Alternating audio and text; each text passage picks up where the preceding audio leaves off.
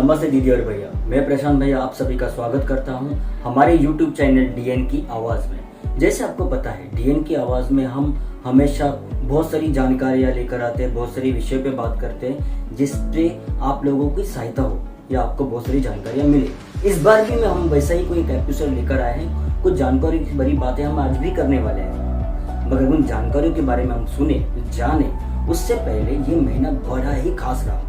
सितंबर के महीने में बहुत सारी चीज़ें हुई। हमारा टीचर्स डे था, उसमें एसएमसी ने कुछ किया, हमारे पेरेंट्स मीटिंग थी, बिल्डिंग ब्रिजेस थी, बहुत सारी चीज़ें हुई इस महीने में। आप थे ना उसमें? अगर आप नहीं थे तो हम उसकी कुछ झलकें आपको दिखाते हैं। आइए देखते हैं इस महीने की कुछ झलकें।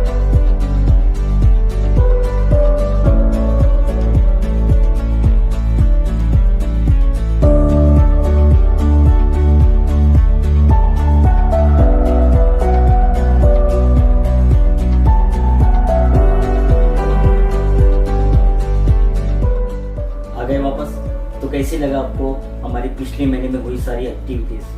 स्कूल चल रहा है ना, लॉकडाउन है, सारी दुनिया बंद है, मगर डीएन को कोई रोक नहीं सकता। ये बहुत सारी पुरानी यादें हमारी ताज़ी करती है। तो सारे पेरेंट्स, सारे एसएमसी मेंबर्स का मैं बहुत बहुत धन्यवाद देना चाहूँगा। तो चलिए बढ़ते हैं आज के विषय पर। तो जैसे मैंने कहा था कि हम गंभीर विषय पे बात करने वाले हैं, तो हमारा आज का विषय है बच्चों की सुरक्षा, यानी हमारे बच्चों की सुरक्षा। किस तरीके की सुरक्षा?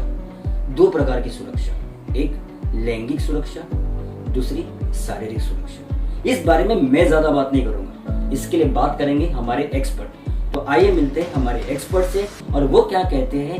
ध्यान से सुने, गौर से सुनिए, हमारे बच्चों की लैंगिक सुरक्षा के लिए और हमारे बच्चों की शारीरिक सुरक्षा के लिए। तो हमारे एक्सपर्ट्स का हम स्वागत करते हैं। नमस्ते दीदी और भैया, आप सभी का स्वागत है डीएन की आवाज में। आज का हमारा विषय है बच्चों की सुरक्षा, फिजिकल सेफ्टी। तो हमारे साथ इसके लिए जुड़े हैं हमारे ओमकार भैया और प्रवीण भैया। वो हमें कुछ चीजों के बारे में बताएंगे कि हमें क्या करना चाहिए बच्चों की सुरक्षा के लिए। तो नमस्ते ओमकार भैया और प्रवीण भैया, आपका स्वागत है हमारे डीएन। नमस्ते दीदी भैया। भैया हमारे कुछ सवाल है। तो प्रवीण भैया, मैं आपको कुछ सवाल पूछूंगी और ओमकार भैया आपको भी पूछूंगी। तो प्रवीण भैया, मेरा पहला सवाल है आपके लिए, शारीरिक सुरक्षा में क्या शामिल है? शारीरिक सुरक्षा मतलब क्या? तो शारीरिक सुरक्षा का मतलब होता है कि बच्चों को किसी भी तरह का नुकसान ना हो, वो खतरे से दूर रहे और उनके लिए एक सेफ एनवायरनमेंट हम तैयार करें। ओके, थैंक यू भैया। और मेरा दूसरा सवाल आपके लिए है प्रवीण भैया, बच्चों को सुरक्षित रखने के लिए माता पिता को क्या करना जरूरी है, कि माता पिता क्या कर सकते हैं? तो अगर बच्चों को सुरक्षित रखना है, उनकी शारीरिक सुरक्षा को अगर ध्यान में रख के हमको ये देखना है कि घर का माहौल, आजू बाजू का माहौल एकदम सुरक्षित हो। बच्चे बहुत बार ऐसी चीजों को हाथ लगाते हैं और उनको चोट पहुंचती है। तो घर में जो गैस सिलेंडर होता है उसको अच्छी तरह से सेफ जगह पे रखना चाहिए। दवाई या उनसे उनका हाथ न लगे ऐसी जगह पे होनी चाहिए। घायल होने पर, अगर उनको चोट पहुंचती है तो घायल होने पर इमीडिएटली डॉक्टर के पास लेके जाना जरूरी है। ये नहीं सोचना चाहिए कि बाद में हम लेके जाएंगे। जब हम घर से बाहर जाते हैं तो ये देखना है कि बच्चों को यातायात के नियम मालूम होना चाहिए। रास्ता हमेशा जेब्रा क्रॉसिंग के यहाँ से ही हमको क्रॉस करना चाहिए। इसके अलावा बाहर जब घूमने के लिए जाएंगे तो किसी भी अजनबियों से चॉकलेट लेना या कोई चीज को लेना, ओके, उसके लिए हमको उनको परहेज करना है। दरवाजा, घर का दरवाजा अगर कोई अजनबी आए तो उनके लिए न खोलना चाहिए। तो ये चीजें हमको देखनी है। ओके, बहुत अच्छा बताया भैया कि अगर बच्चे को गैस सिलेंडर जो है घर में, जब हम खाना बनाते तो बच्चों को सुरक्षित रखना है। हम लोग बच्चों को कोई अजनबी से खाना नहीं चाहिए। बहुत अच्छी बातें आपने बताई। क्या बच्चों को मारने वाले माता पिता को शारीरिक सुरक्षा में शामिल किया जा सकता है? हाँ जी, हाँ बिल्कुल। जब बच्चे कुछ गलत व्यवहार करते हैं या उनके हाथ से कुछ मिस्टेक्स हो जाती है तो अक्सर माता पिता नाराज हो जाते हैं। नाराज होना आई थिंक अच्छी बात है, लेकिन उनके ऊपर गुस्सा नहीं निकालना चाहिए। कभी कभी क्या होता है, गुस्से में हम सोचते नहीं है और उनको मारना पीटना शुरू कर देते हैं। तो नाराज होना ठीक है, लेकिन बच्चों के ऊपर कभी भी गुस्सा निकालकर उनके ऊपर हाथ नहीं उठाना चाहिए, ताकि और आगे जाके उनका उसके ऊपर शारीरिक सुरक्षा के ऊपर भी उनको खतरा हो सकता है। बहुत अच्छा बात कही। ओमकार भाई, आपको कुछ कहना है इसके बारे में? बच्चे तो मारना ठीक नहीं है। ओके, बच्चे हम एक दूसरे को मारते हैं, ठीक है। अगर कोई अपने बच्चों को मारता है तो आपको अच्छा लगेगा। पहले आप सोचो कि आपको कोई मार रहा है, या आप खुद के बारे में सोचो, आपको क्या मारा, आपको कैसे फील होता रहेगा, आपको कैसे लगेगा। ओके, तो पहला वो अपने आप में पहला सोचो कि हमको कैसा फील होगा। तो बाद में हमको ऑटोमेटिकली बच्चे के बारे में समझ आए कि हम उनको मारेंगे तो उनको कैसे फील होता होगा। ओके, उससे क्या वो कुछ अच्छा ही चीज करेगा या कुछ बुरा ही कर सकता है, वो आपको सोचना पड़ेगा दोनों। ओके, सो ये सुरक्षा के लिए खतरा है। तो पहले मेरा एक एक ही है कि आप पहले खुद सोचो कि क्या फील होता रहेगा ना, आप ऑटोमेटिकली आपको सॉल्यूशन मिल जाएगा, ऐसे मुझे लगता है। प्रवीण भैया, आपको मेरा सवाल है, बच्चों को मारना क्यों गलत है? बेसिकली बच्चों को मारना नहीं चाहिए, क्योंकि उनको समझ में नहीं आता कि किस चीज के लिए उनको मारा जा रहा है। बहुत बार माता पिता ऐसे करते हैं कि कुछ हुआ तो उनको मारना पीटना शुरू कर देते हैं, और बच्चों को समझ में नहीं आता कि एग्जैक्टली क्या हुआ है। तो हमको हमेशा बच्चों को बता देना चाहिए कि क्या सही है क्या गलत है। बहुत बार हम बच्चों को ऐसा बोलते हैं कि ये मत करो वो मत करो, लेकिन एग्जैक्टली क्या करो ये हम बात नहीं करते। ना फॉर एग्जाम्पल, अगर कोई किसी बच्चे का खिलौना अगर टूट गया है या उससे खेलते खेलते उसको तोड़ दिया है, तो हम गुस्से में आकर बच्चों को मारते हैं, और बच्चों को ऐसा लगता है कि खिलौना तोड़ा इसके लिए ये मार रहे हैं। ओके, तो ये जाके फिर उसके दिमाग में ऐसे कायम के लिए बैठ जाता है, और अगर यही व्यवहार किसी उसके दोस्त ने किया तो वो फिर अपने दोस्त को पीटने के लिए लगेगा। तो बच्चे क्या करते हैं कि अपने माँ बाप से सीखते हैं कि माँ बाप बच्चों को पीटते हैं, तो ये बच्चे जाकर फिर आगे जाकर अपने दोस्तों को से झगड़ा करेंगे, मारपीट करेंगे। तो इसको अगर रोकना है तो पहले बच्चों को मारना हमको बंद करना होगा। दूसरा चीज, अगर कुछ गलत कर रहे हैं तो उनके साथ बात करो कि क्या गलत है क्या सही है। ओके, वो बात करनी चाहिए। दूसरी बात ये है कि बच्चे बहुत बार अपने माता पिता के ऊपर भरोसा करते हैं और वो अपनी बात को शेयर करते हैं। अगर बच्चों को पता लगेगा कि ये बात अगर मैंने पिताजी से की तो वो मुझे मारेंगे, तो ये चीज भी वो बंद हो जाएगी। तो ये कम्युनिकेशन है वो हमेशा के लिए बंद हो जाएगा। तो ये एक चीज है कि बच्चों को के साथ बात करो, और उसके साथ वार्तालाप करने से ही समस्या का हल निकल सकता है, मारने पीटने से नहीं। बहुत अच्छा कहा भैया आपने कि जैसे पेरेंट और बच्चे का बॉन्ड होना चाहिए, दोस्ती होनी चाहिए कि वो एक दूसरे के साथ शेयर कर सके अपने जो भी फीलिंग्स है, जो भी अपनी तकलीफ है वो शेयर कर सके। ओमकार भैया, आपको इसके बारे में कुछ बताना है कि क्यों मारना गलत है बच्चों को? पहले तो जैसा प्रवीण भाई ने बताया वो सही है। तो वो उसकी भावना हमको जानना है कि उसको क्या फील हो रहा है। उसको डायरेक्टली मारोगे तो हमको कुछ भी पता नहीं चलेगा कि क्या वो फील कर रहा है, खुद वो क्या सोच रहा है उसके बारे में। डायरेक्टली मारा तो वो भी आपसे, जैसे प्रवीण भाई ने कहा कि वही सीख रहा है आपसे, वो भी वही करेगा कि आप उनको लगेगा कि आप जो कर रहे हो वो सही है, वो बाहर जाके भी वही करेगा। तो इससे हल नहीं निकलने वाला है। तो हमको थोड़ा सोचना है कि हम कुछ नहीं मारेंगे या कुछ अलग चीज उसके साथ करेंगे, उससे बात करेंगे तो इसका हल निकल सकता है। तो ये एक सॉल्यूशन है कि हम बात करो उसकी, क्यों वो गुस्सा क्यों हो रहा है। ओके, तो उससे हल निकलेगा। तो वो कुछ अलग चीज, कुछ अच्छा पॉजिटिव कर सकता है, ये मुझे लगता है। थैंक यू भैया। ओमकार भैया, मेरा अगला सवाल आपके लिए है, बच्चों को मारने के बजाय माता पिता क्या कर सकते हैं?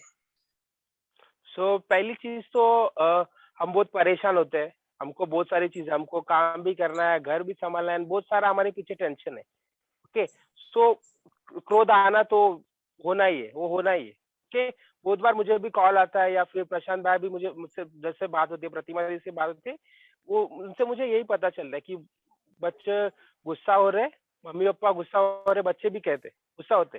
तो ये स्वाभाविक है, बट हमको पहले तो अपने गुस्से को थोड़ा नियंत्रण करना है। वो कोशिश कर रहे कि जितना हो सके उतना हमारा गुस्सा थोड़ा नियंत्रित करें।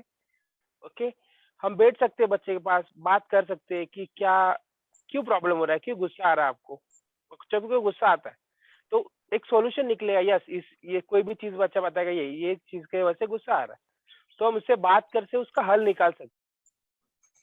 बजाय मार के तो हल नहीं निकलेगा, जैसे प्रेम बहन ने कहा मार के हल नहीं निकलने वाला, तो बात करे बताए, फिर हम लोग सोच सकते हैं यस इसका हल ऐसे ऐसे है कि बच्चा कुछ अलग करना चाहता है। आप उसको कभी कभी हो जाता है कि स्पेशल यही करना चाहिए, आप वो करना चाहिए वो करना चाहिए, हम लोग बहुत सारी उसको बताते हैं, पर बच्चा कुछ अलग करना चाहता होगा, उसके दिमाग में कुछ अलग होगा। बट उसके बाद बैठोगे बात करोगे और वो बताएगा आपको, तब आपको समझ में आएगा, राइट। तो ये एक हल है, ये हल निकल सकता है कि बेटा बात किया, कुछ उसने बताया, कुछ मैंने कुछ शेयर किया, जैसे आपको ये अलग करना है कुछ, तो यस करो, ये कुछ सॉल्यूशन हम लोग निकाल सकते हैं। तो बात करना बैठना ये बहुत जरूरी है। तो मारने के अलावा ये चीज हम लोग अलग से कर सकते हैं कि बैठो बात करो, ओके। और क्रोध को नियंत्रण करना यही एक भलाई है हमारे लिए, ओके। उसके ऊपर ओवर रिएक्ट करना मतलब कुछ भी गलत हो सकता है। नियंत्रण किया तो कुछ अच्छा हो सकता है, ये तो हमको पता ही है, ओके। तो एक तो चीज बच्चे हमसे ही सीखते हैं, हम क्रोध में रहेंगे तो बच्चे भी क्रोध में आने वाले हैं, तो ये ध्यान देना है। तो हमारे क्रोध को हमने कंट्रोल किया तो बच्चे कंट्रोल करना सीख जाएंगे, ओके। सो पहले तो हमको गुस्से पे थोड़ा काबू पाना है, ओके। एंड हम उस बच्चे के साथ बैठ सकते हैं, उसके साथ बातें कर सकते हैं, क्यों परेशान है, तो पहले हम जान सकते हैं उसकी कि वो परेशान क्यों है। तो आपको वो फ्रीली बताएगा तो आप उसका समझ भी सकते हो, बट पहले जानना जरूरी कि क्यों वो ऐसे क्यों कर रहा है, कुछ तो रीजन होगा उसके सामने।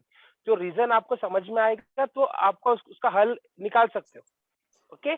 तो एक उसके साथ बात करो, बैठो, ओके। क्यों चिंतित है उसको पूछो कि क्यों आप क्या हो रहा है, क्यों हो रहा है, ऐसे क्यों हो रहा है, तो उसको पूछो।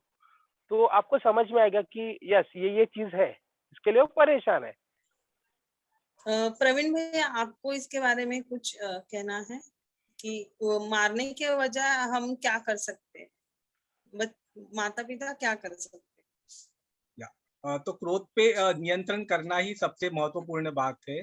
तो बच्चों को मारना पीटना नहीं चाहिए, उनको समझाना चाहिए कि एग्जैक्टली वो क्या गलत कर रहे हैं, और ये समझ से ही सारा हल निकल सकता है, ऐसे मुझे लगता है।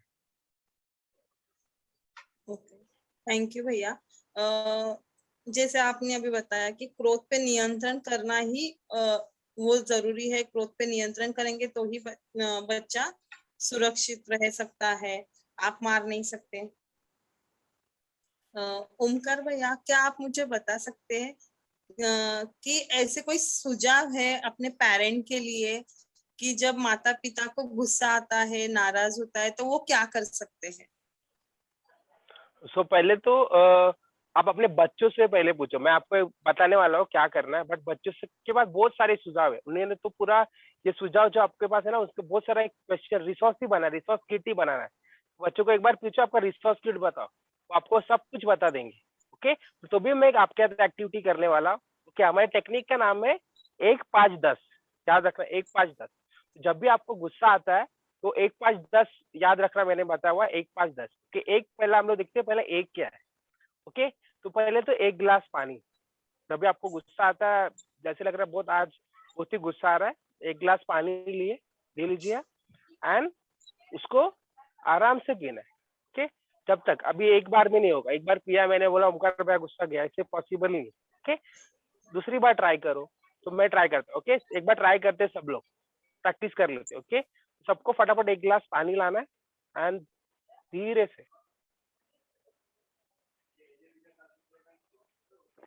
पी रहा है एंड फील कर रहा है, मतलब पानी किधर जा रहा है उसको फील कर रहा है आराम से, इधर तक भी जा रहा है लास्ट तक, ओके। थोड़ा रिलैक्स लगे आपको, वापस एक बार पीजिएगा।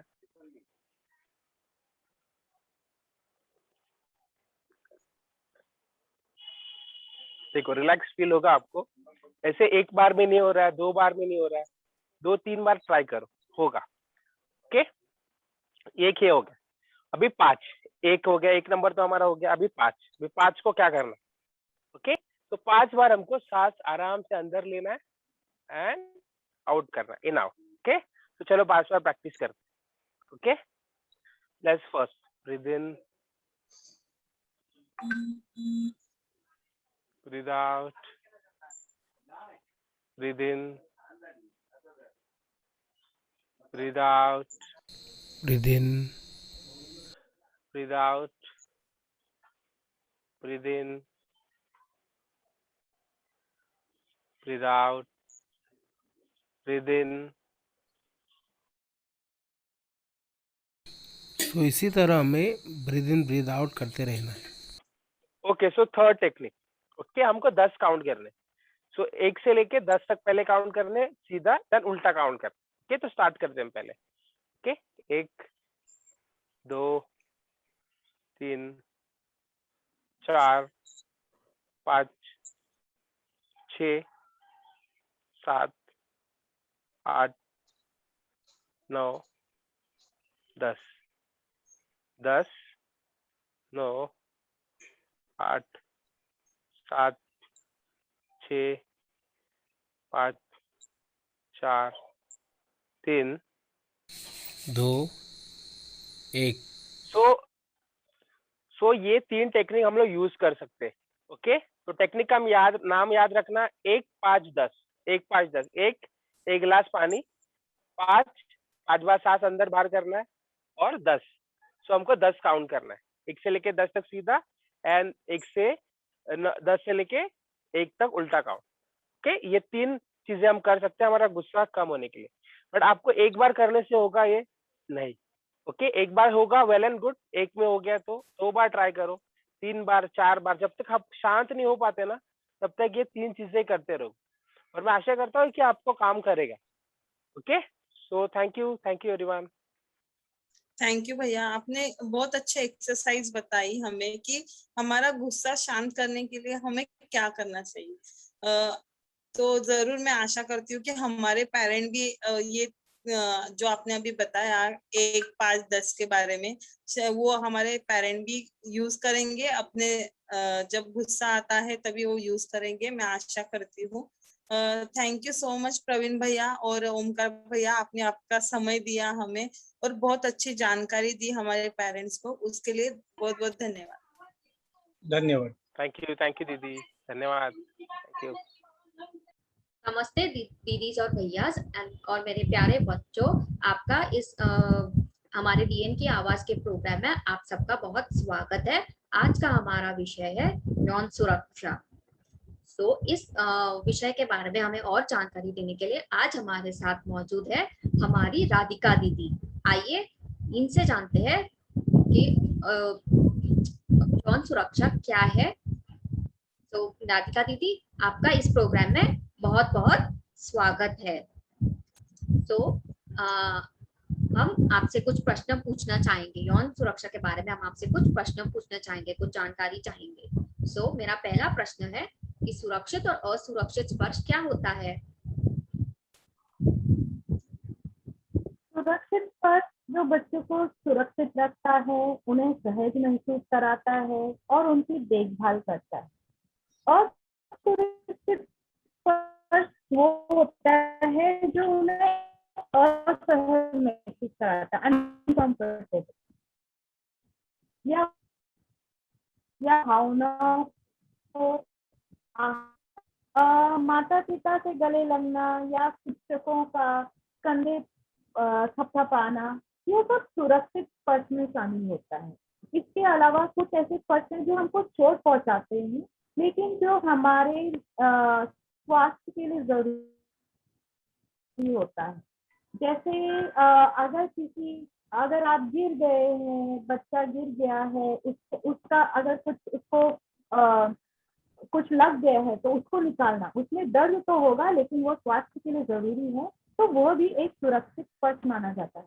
इस असुरक्षित स्पर्श का उदाहरण अगर मैं बताऊं तो जैसे मारना, थप्पड़ मारना, धक्का देना, चुटकी काटना, लात मारना, ये सब असुरक्षित स्पर्श है जो हमको चोट पहुंचाते हैं। इसके अलावा प्राइवेट पार्ट को छूना, ये भी असुरक्षित टच में आता है, जो यौन सुरक्षा के अंतर्गत आता है।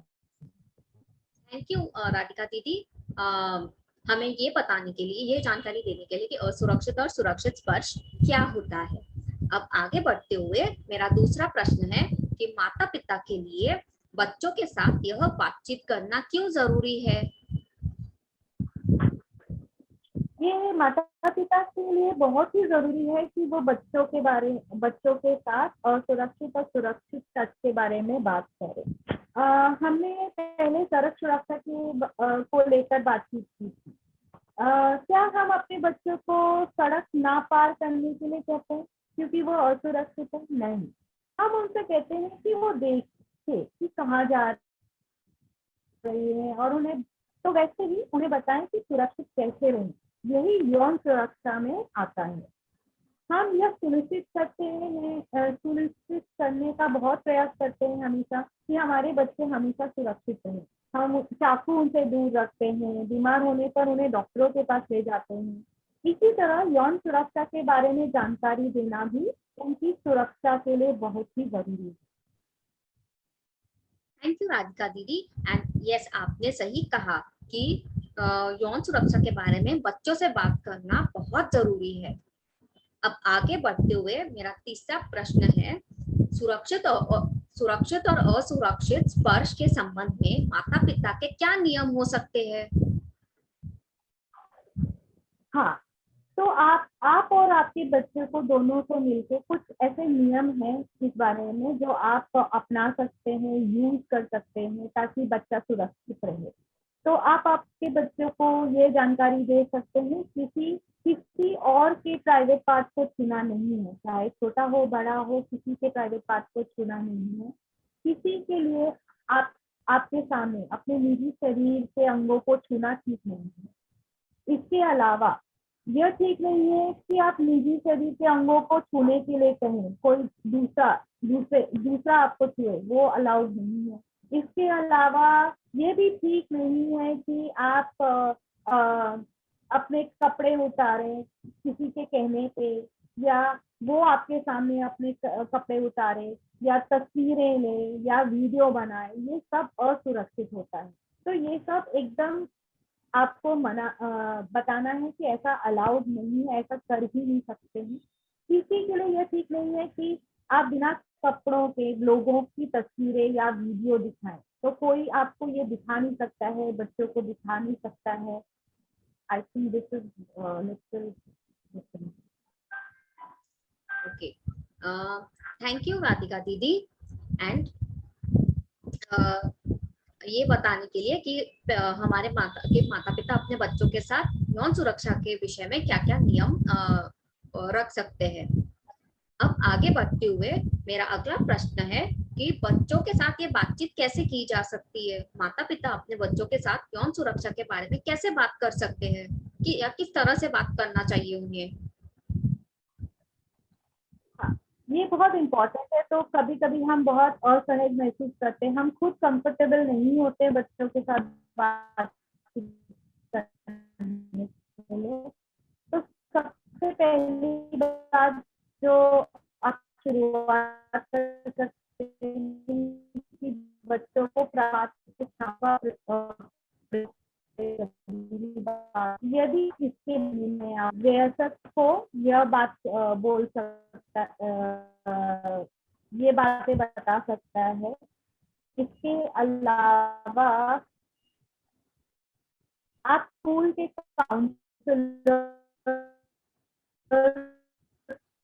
काउंसलर भी इस बारे में बात करते हैं, काउंसलर बारे में बात कर सकते हैं और बता सकते हैं।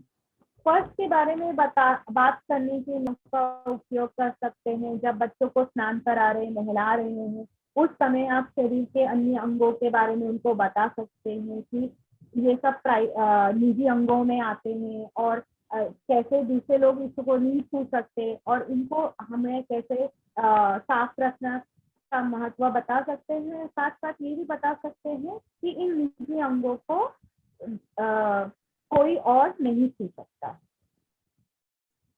यस, थैंक यू राधिका दीदी, हमारे पेरेंट्स को ये बताने के लिए कि हमारे बच्चों के वो अपने बच्चों के साथ किस तरीके से यौन सुरक्षा के बारे में बातचीत कर सकते हैं। अब आगे बढ़ते हुए मैं आपसे जानना चाहूंगी कि इसके अलावा आप यौन सुरक्षा के विषय पे कोई और अन्य सलाह देना चाहेंगे जिसे हमारे माता पिता और बच्चों को जानना चाहिए इस विषय के बारे में?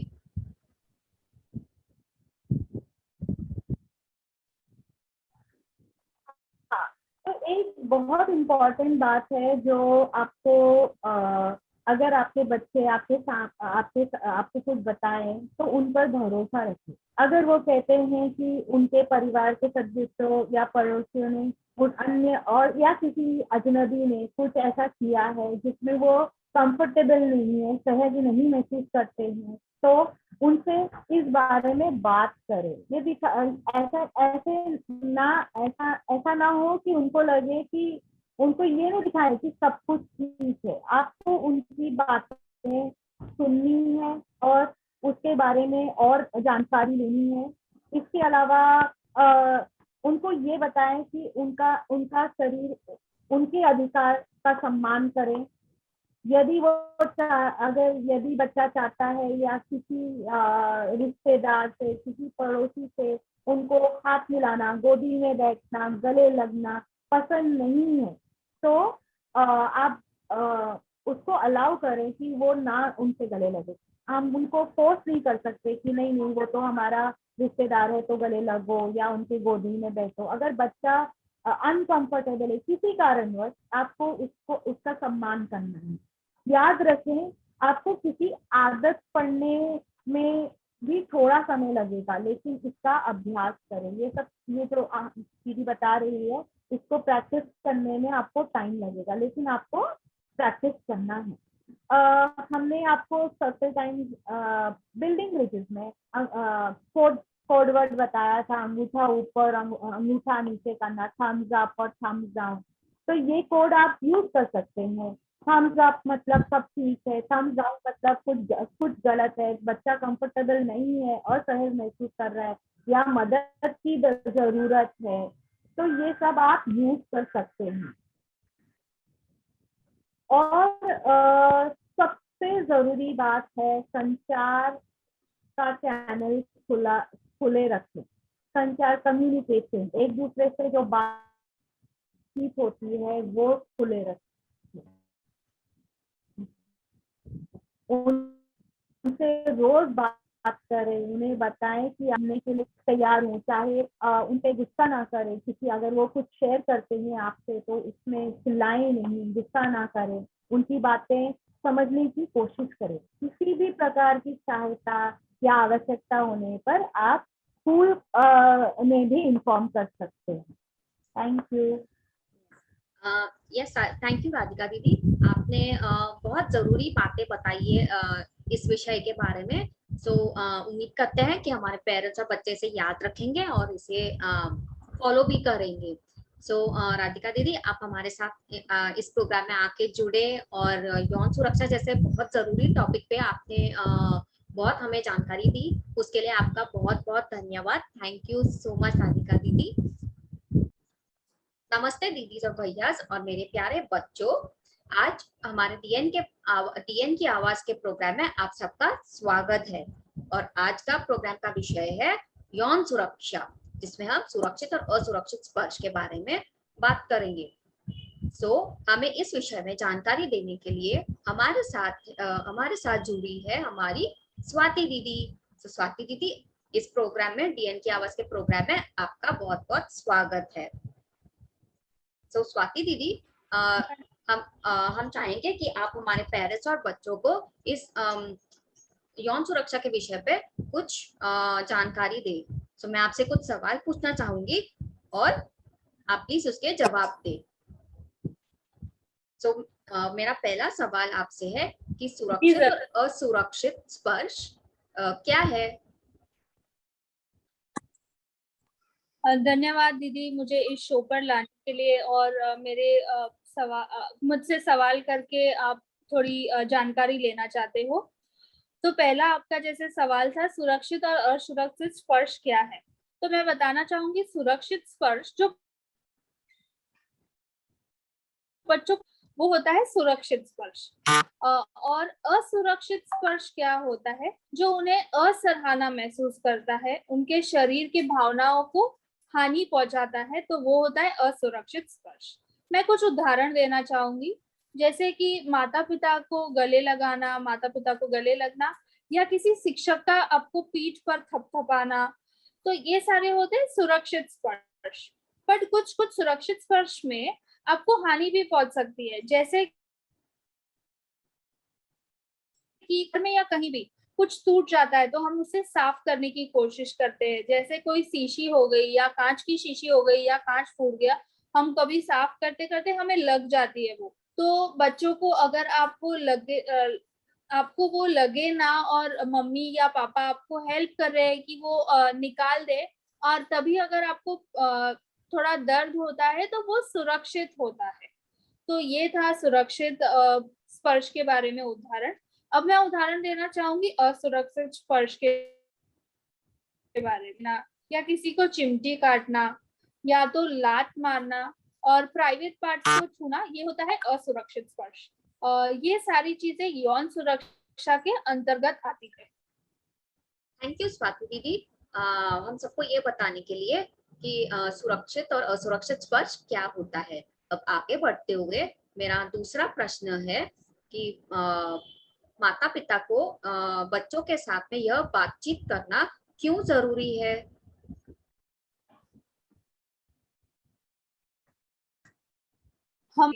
हमारे बीच में काफी सारी बातें हुई है। क्या हम उन्हें सड़क पार न करने के लिए कहते हैं? नहीं, हम उन्हें यह कहते हैं कि जब आप सड़क पार करते हो तो आपको ध्यान देना है, आगे पीछे देखना है। तो ये सारी हम उन्हें सलाह देते हैं। हम उन्हें यह भी कहते हैं कि थोड़ा ध्यान देकर आपको सड़क पर चलना है। तो और उन्हें बताए कि हम सुरक्षा कैसे करें रोड पर। तो यह भी सुरक्षा के साथ, तो हमें यौन सुरक्षा के बारे में भी बात करना बच्चों से बहुत जरूरी है। हम यह सुनिश्चित करने के लिए बहुत प्रयास करते हैं कि हमारे बच्चे सुरक्षित रहें। हम चाकू दूर रखते हैं, बीमार पड़ने पर डॉक्टर के पास ले जाते हैं। यौन सुरक्षा भी बाल सुरक्षा का ही एक हिस्सा है। थैंक यू स्वाति दीदी, ये बताने के लिए कि ये माता पिता को अपने बच्चों के साथ यौन सुरक्षा के बारे में क्यों बात करना चाहते हैं। और यस, आपने कुछ बहुत जरूरी बातें बताई है जिसकी वजह से माता पिता को बच्चों से बात करनी चाहिए, और उम्मीद करते हैं कि माता पिता उनके बच्चों के साथ इस बारे में जरूर बात करेंगे। अब आगे बढ़ते हुए मेरा तीसरा प्रश्न है, सुरक्षित और असुरक्षित स्पर्श के संबंध में माता पिता के क्या नियम हो सकते हैं? तो जैसे आपका ये सवाल है कि माता पिता के लिए नियम क्या हो सकते हैं, तो अपने बच्चों के निम्नलिखित सुरक्षा नियम आप उन्हें सिखाएं। किसी और के प्राइवेट पार्ट्स को छूना ठीक नहीं होता है।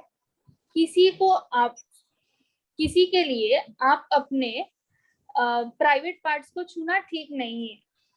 फिर दूसरी चीज है कि किसी के लिए आप सामने अपने निजी शरीर को, अंग को छूना ठीक नहीं है। किसी के लिए यह ठीक नहीं है कि वह अपने निजी शरीर के अंगों को छूने के लिए कहे, या कि कपड़े उतारकर कोई फोटोज या वीडियोस क्लिक करे, तो यह भी ठीक नहीं है। या तो किसी के लिए यह ठीक नहीं है कि वह अपने या किसी और के बिना कपड़ों की तस्वीरें या वीडियो बताए। तो ये सारी नियम है जो माता पिता को बच्चों को थोड़ी बात करनी चाहिए इस चीज के बारे में, और उन्हें समझाना चाहिए। थैंक यू स्वाति दीदी, हमें ये बताने के लिए कि माता पिता अपने बच्चों के साथ यौन सुरक्षा के विषय में क्या क्या नियम रख सकते हैं। अब आगे बढ़ते हुए मेरा अगला प्रश्न है कि बच्चों के साथ ये बातचीत कैसे करें। माता पिता अपने बच्चों के साथ इस बारे में कैसे बातचीत कर सकते हैं? हाँ, तो जैसे तो पहले तो मैं कहना चाहूंगी, बच्चों के प्राइवेट पार्ट्स के उचित नाम लेने चाहिए, उचित नामों का प्रयोग करना चाहिए। यदि आप इसके बारे में शर्माते हो या आपको शर्म आती है बात करने में, तो आप स्कूल के काउंसलर है, सोशल वर्कर्स है, दीदीज भैयाज है, उनका आप मदद लेकर उनके साथ आप ये बच्चों से बातचीत करवा सकते हैं। दूसरी चीज है, स्पर्श के बारे में बात करने के लिए दैनिक जीवन का आप उपयोग करें। उदाहरण के लिए बच्चों को नहलाते समय उनके शरीर के अन्य अंग की तरह उनके प्राइवेट पार्ट्स की उन्हें उचित नाम ले और उनको बताए कि इन्हें हमें साफ सुथरा क्लीन रखना का महत्व क्या है, हमें क्यों क्लीन रखना चाहिए। तो ये सारी बातें बच्चों के साथ कर सकते हैं। स्वाति दीदी, और आपने बहुत सही कहा है कि ये बातें बच्चों के साथ करना बहुत जरूरी है, और आपने ये भी बताया कि किन तरीकों से माता पिता अपने बच्चों के साथ इस विषय में बात कर सकते हैं। अब आगे बढ़ते हुए मैं आपसे ये पूछना चाहूंगी कि आप हमारे माता पिता और बच्चों के लिए कोई अन्य सलाह देना चाहेंगे इस विषय को लेके? जी हाँ, कुछ और बातें हैं जो मैं आपको बताना चाहूंगी। तो पहली तो चीज है, जब बच्चे आपको सामने आए और बताए कि ऐसा कुछ हुआ है उनके साथ, तो आप पहले उन पर भरोसा करें। अगर वह कहते हैं कि उनके परिवार के सदस्य या किसी अन्य आस पड़ोस के लोग या कोई अजनबी उनके साथ ऐसा कुछ हुआ है, तो आप उन्हें इस बारे में बात करें, ना कि आप ये कहें कि नहीं नहीं सब कुछ ठीक है, बट बात करना बहुत जरूरी है। दूसरी चीज है, अपने शरीर पर उनके अधिकार का उन्हें सम्मान करें। यदि कोई पड़ोसी उन्हें गले लगाने की कोशिश करे और कहता है कि आ जाओ गले लगना है बच्चों को, और बच्चा अगर मना कहता है कि उन्हें गले नहीं लगना है, तो उन्हें कहना है कि ठीक है कोई बात नहीं, पर आपको सामने वाले पर्सन को नो कहने का हक है कि मुझे आपसे गले नहीं लगना है। आप ये भी ध्यान रखना है, याद रखें आपको किसी इस चीज की आदत पड़ने के लिए थोड़ा समय लग सकता है, लेकिन इसके बारे में अभ्यास करें और जरूर इसकी थोड़ी थोड़ी आपकी दैनिक जिंदगी में प्रैक्टिस करें, तो इसकी आदत आपको पड़ जाएगी। शुरू शुरू में थोड़ा नया लगता है, बट धीरे धीरे हमें इस चीज की आदत पड़ सकती है। मैं ये भी बताना चाहूंगी कि इस सारी चीजों के लिए आप कुछ कोड वर्ड यूज कर सकते हो, जैसे thumbs up and thumbs down हो गया। अंगूठा ऊपर या नीचे करके बच्चे आपसे कोड लैंग्वेज में बात कर सकते हैं। अब थम्स अप का मतलब क्या होता है? थम्स अप का मतलब है कि वो सुरक्षित महसूस कर रहे हैं, वो सराहना महसूस कर रहे हैं और सारी चीजें ठीक है। यदि अगर बच्चा आपसे कहते हैं कि थम्स डाउन, अगर उन्होंने आपको अगर कोड वर्ड से बताया है, तो मतलब ये है कि बच्चों को आपकी मदद चाहिए, वो असुरक्षित महसूस कर रहे हैं, वो असराहना महसूस कर रहे हैं और उनको आपकी मदद की जरूरत है। तो प्लीज आप ये सारी चीजों पे ध्यान दीजिए, बच्चों को ये चीजों के बारे में बताइए। आप कोड वर्ड यूज कर सकते हैं। और कुछ इम्पोर्टेंट चीजें हैं मैं बताना चाहूंगी। संचार के चैनल आप शुरू रखें। कम्युनिकेशन आपके और बच्चों के बीच में बहुत जरूरी है, और ये रोज थोड़ी देर आप अगर उनसे कर सको तो बेहतर होगा। उन्हें बताएं कि आप सुनेंगे, और वो केवल ना ही सुनेंगे पर उनकी मदद भी करेंगे, ना कि आप इन्हें ये कहोगे कि नहीं नहीं आप तो गलत हो और आप भरोसा नहीं करोगे। आपको बच्चों के ऊपर पूरा भरोसा करना है, और अगर ऐसा कुछ होता भी है तो आप विद्यालय से संपर्क करें, आपको विद्यालय से भी पूरी मदद मिलेगी। धन्यवाद। तो ये सारी कुछ चीजें थी जो अन्य चीजें बच्चों को और पेरेंट्स को पता होनी बहुत जरूरी है। थैंक यू स्वाति दीदी, हमारे साथ डीएन की आवाज के प्रोग्राम में जुड़ने के लिए और यौन सुरक्षा और असुरक्षित और सुरक्षित स्पर्श के बारे में हमारे पेरेंट्स को और बच्चों को बहुत सारी जरूरी जानकारी देने के लिए। Thank you for coming and joining us today. बहुत बहुत धन्यवाद हमारे एक्सपर्ट्स का। दीदी और भैया बहुत बहुत मूल्यवान और अहम जानकारी आपने हमें और हमारे पेरेंट्स को दी है। उम्मीद करता हूँ हमारे सारे पेरेंट्स अपने बच्चों को सुरक्षित रखेंगे, सेफ रखेंगे और अपने आसपास के बच्चों को भी सुरक्षित रखेंगे। मैं जानता हूँ अगर आपको ये जानकारी मूल्यवान लगी है तो आप इस चैनल को जरूर लाइक करें, सब्सक्राइब करें और अपने आस पड़ोस से अपने दोस्तों के साथ में जरूर शेयर करें। तो मिलते हैं अगले बार अगले महीने में एक नए एपिसोड जानकारी भरे कार्यक्रम के साथ में डीएन की आवाज में। तब तक के लिए आप सभी लोग सुरक्षित रहिए, सेफ रहिए, कोविड की नियमों को पालन करें और अपना और अपने परिवार का ख्याल रखिए। धन्यवाद।